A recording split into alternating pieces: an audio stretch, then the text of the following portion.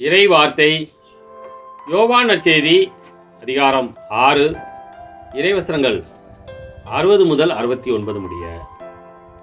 அக்காலத்தில் இயேசு சொல்வதை கேட்டு அவருடைய சீடர் பலர் இதை ஏற்றுக்கொள்வது மிக கடினம், இப்பேச்சை இன்னும் கேட்டுக்கொண்டிருக்க முடியுமா என்று பேசிக் கொண்டனர்.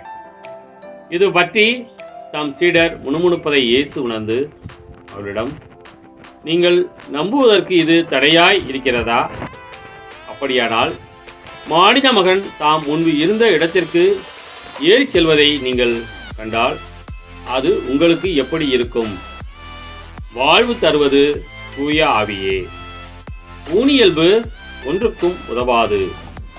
நான் கூறிய வார்த்தைகள் வாழ்வு தரும் ஆவியை கொடுக்கின்றன. அப்படி இருக்க உங்களுள் சிலர் என்னை நம்பவில்லை என்றார்.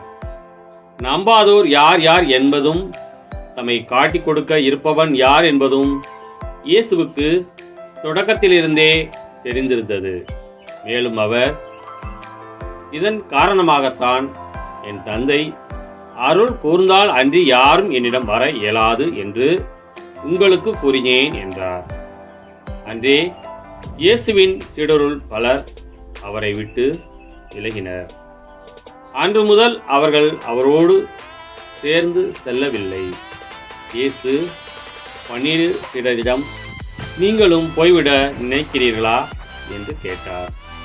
சீமோன் பேதுரு மறுமொழியாக, ஆண்டவரே, நாங்கள் யாரிடம் போவோம்? நிலை வாழ்வு அளிக்கும் வார்த்தைகள் உம்மிடம்தானே உள்ளது. நீரே கடவுளுக்கு அர்ப்பணமானவர் என்பதை நாங்கள் அறிந்து கொண்டோம், அதை நம்புகிறோம் என்றார். கிறிஸ்துவின் நற்செய்தி.